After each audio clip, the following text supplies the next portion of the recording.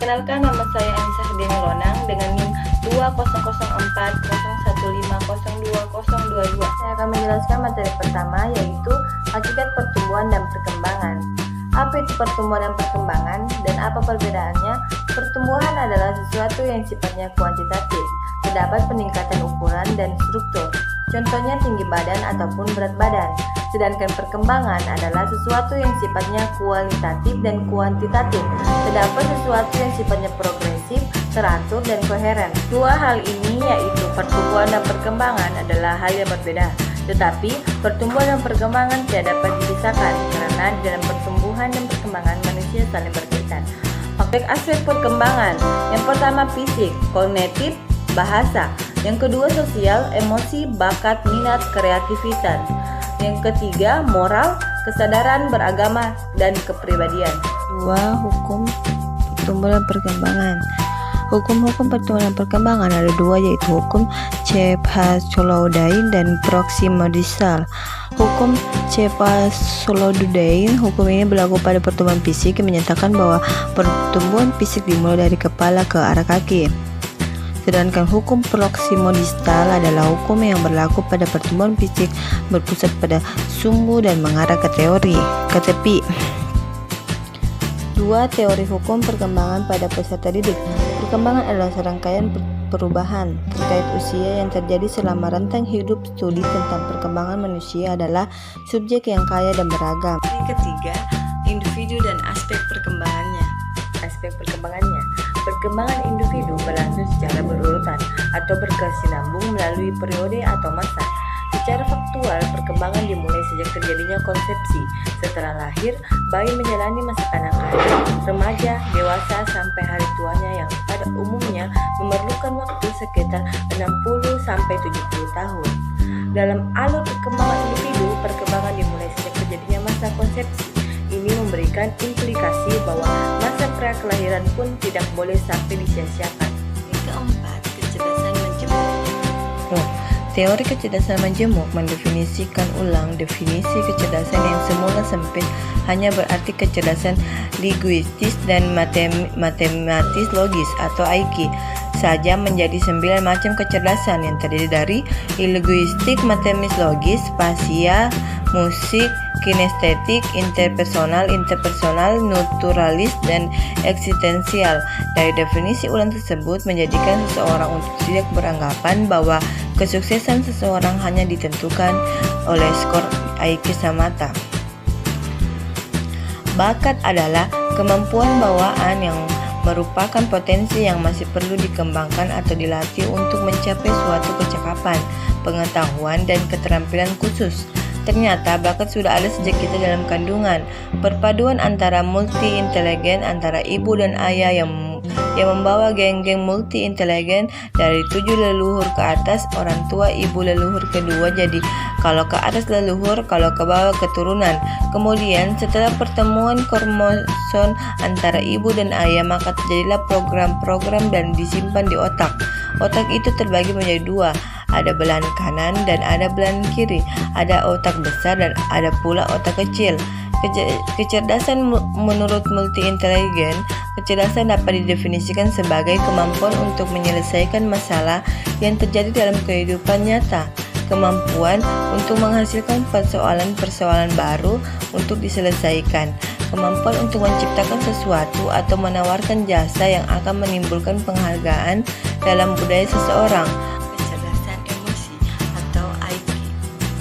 Kecerdasan emosi jika diterjemahkan ada banyak istilah, antaranya itu EL, emotional intelligence, atau EQ, emotional intelligence. Latar belakang kecerdasan emosional, pada tahun 1985 ada seseorang mahasiswa doktoral di universitasnya. Dialah yang pertama kali menggunakan istilah emosi. Pada tahun 1990-an ada dua yang memperkenalkan dan menggunakan pertama kali kecerdasan emosional. Di tahun 1999 1995, ada seorang jurnalis, Daniel Goleman, tertarik apa yang pernah dibahas oleh kedua profesor itu. Kemudian dia menerbitkan kedua buku yang berjudul Emotional Intelligence, Kenapa Lebih Penting Daripada IQ. Dalam buku Daniel Goleman mulai memperkenalkan bahwa untuk disebut kecerdasan, emosi ini mencakup 5 hal, yaitu kesadaran diri, kemampuan kita untuk mengelola emosi, bagaimana menggunakan emosi secara positif, kemampuan berempati, hubungan sosial. 6. Perkembangan kognitif. Secara umum, perkembangan itu adalah interaksi pola perubahan biologis kognitif yang dimulai sejak lahir dan terus berlanjut sampai sepanjang hayat. Kenapa disebut perkembangan? Karena dia dinamik, bukan pertumbuhan. Pertumbuhan biasanya dimaknai secara kuantitatif menjadi lebih tinggi, lebih panjang, lebih lebar. Itu disebut dengan pertumbuhan seperti tanaman. Ada 3 proses penting dalam perkembangan anak kognitif. Biologis misalnya, anak balita panjangnya sekian, beratnya sekian. Sosial emosional, proses perkembangan misalnya hubungan relasi anak dengan orang lain, perubahan emosinya, kepribadiannya. Hal ini terikat dengan pengasihan anak perkelahian yang ditekankan di lingkungan sosial dan keluarga. Bagian-bagian otak manusia dan pusat fungsi. Otak dianggap sebagai flux yang berpengaruh perkembangan kognitif. Kecerdasan bersumber dari otak. Cerebral cortex, bagian terdepan otak yang menerima stimulus langsung. Basal ganglia untuk pergerakan. Thalamus atau sensor gateway, hippocampus atau memori, hipothalamus berfungsi mengatur fungsi tubuh, amigdala emosional untuk emosi. Materi ke-7, karakteristik generasi alfa dan generasi Z. Alfa dan Z. Mengenal karakteristik 6 generasi, dapat disimpulkan bahwa dalam era globalisasi saat ini hidup 6 generasi manusia, bukan karena gaya hidup yang modern, tetapi sebenarnya lebih mengelompokkan manusia berdasarkan tahun kelahiran. Setiap generasi juga memiliki karakteristik tersendiri. Hal ini dipengaruhi oleh lingkungan yang dihadapi selama hidup. Oleh karena itu, setiap generasi memiliki sifat atau sopan santun yang berbeda-beda, juga pendekatan yang berbeda-beda. Yang pertama, tradisional. Pada tahun 1922 sampai 1945, akibat krisis global, nenek moyang kita harus hidup dengan kondisi serba kekurangan, dikarenakan nenek moyang kita sibuk berjuang kemerdekaan. Selain itu, generasi ini juga merupakan saksi dari berbagai kejadian terbesar di muka bumi, misalnya Perang Dunia Kedua. Generasi yang hidup di zaman ini memiliki jiwa patriotisme yang tinggi karena terbiasa dengan penjajahan dan perang. Oleh karena itu, pada zaman ini melahirkan pimpinan-pimpinan yang hebat. Yang kedua, baby boomers. Pada tahun 1946 sampai tahun 1964, di generasi ini orang-orang sudah mengalami pertumbuhan secara besar yang berangsur pulih dari kesulitan masa perang. Para body boomers hidupnya cenderung untuk pencapaian karir. Hal ini dilakukan untuk kesejahteraan anak cucunya kelak. Kebanyakan pada zaman ini menggunakan cara-cara konvensional, tetapi mulai ada penggunaan gadget. Generasi Z pada tahun 1965 sampai tahun 1980, generasi ini sudah mengenal komputer dan video game dengan generasi yang sederhana. Generasi Z di Indonesia cukup panas di era pemerintah di Orde Baru yang menyaksikan cukup banyak konflik dan kejadian politik global seperti Perang Vietnam dan juga berakhirnya Perang Dingin.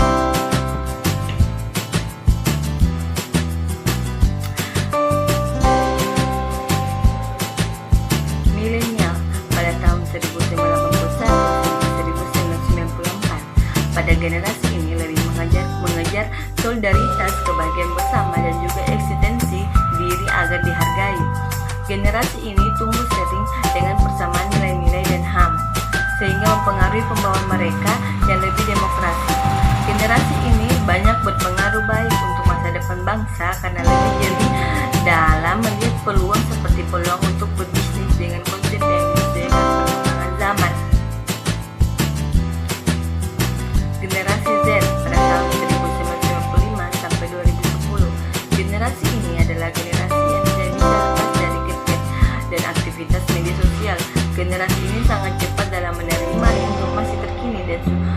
terhadap hal yang instan. Teknologi bagi mereka dapat melakukan apa saja seperti belajar dan bekerja. Generasi Alpha dari 2010 sampai sekarang, mereka sudah mengenal teknologi sejak kecil. Dengan memahami setiap generasi, kita bisa memahami pola pikiran dan paradigma hidup mereka. Materi ke-8, perkembangan moral dan spiritual. Konsep dasar perkembangan moral. Perkembangan moral dalam pandangan Kolb lebih pada penalaran moral. Penalaran moral berkaitan dengan argumentasi yang melandasi suatu tindakan dianggap baik atau benar ataupun dianggap buruk atau salah oleh seseorang. Penalaran tersebut berkembang sehingga ada tahap-tahap perkembangan moral yang menunjukkan tingkat penalaran dalam nilai situasi normal. Penalaran moral tidak sama dengan sikap moral. Sekalipun penalaran menjadi dasar perilaku etis, setiap orang memiliki tahap-tahap secara sekuentiali, artinya tidak ada yang dilompati. Ada 3 tingkatan penalaran moral dan masing-masing ada 2 tahapan di dalamnya. Tahapan perkembangan moral Laurenci Kohlberg pra-konversional, tahap punishment dan obedience orientational. Konsekuensi dari tindakan adalah penentuan baik dan buruk atau benar dan salah. Sesuatu dianggap baik atau buruk jika mendatangkan hadiah, sesuatu dianggap buruk salah jika mendatangkan hukuman. Sesuatu dianggap buruk atau salah jika mendatangkan hukum. Umumnya tahapan ini ketika masih usia anak-anak, walaupun orang dewasa bisa juga melakukan hal pada tahap ini. Tahap instrumentasi relatif orientational atau hedonis orientational.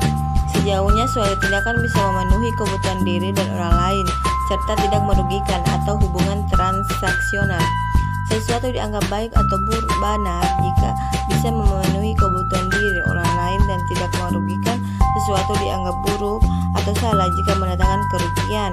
Perilaku baik dilakukan dengan tujuan mendapatkan kebaikan dari orang lain. Perilaku buruk tidak dilakukan karena tidak ingin mendapatkan perlakuan buruk.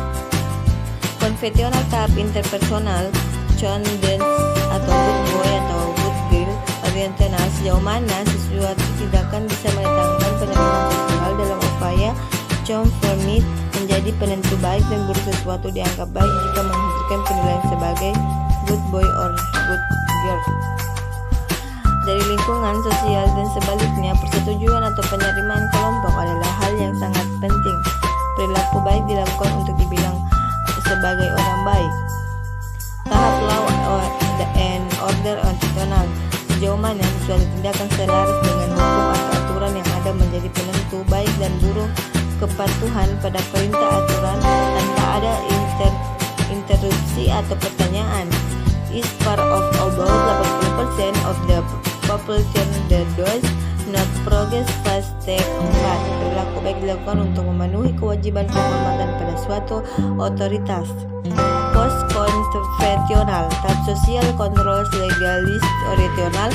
Sejauh mana suatu tindakan merefleksikan konsensual atau kesepakatan bersama dengan dilandasi kesadaran bahwa setiap peran memiliki perbedaan pendapat, hak dan keyakinan. Aturan bisa diubah dengan mekanisme yang sudah disepakati bersama. Ada penghargaan terhadap hak atau pandangan individu.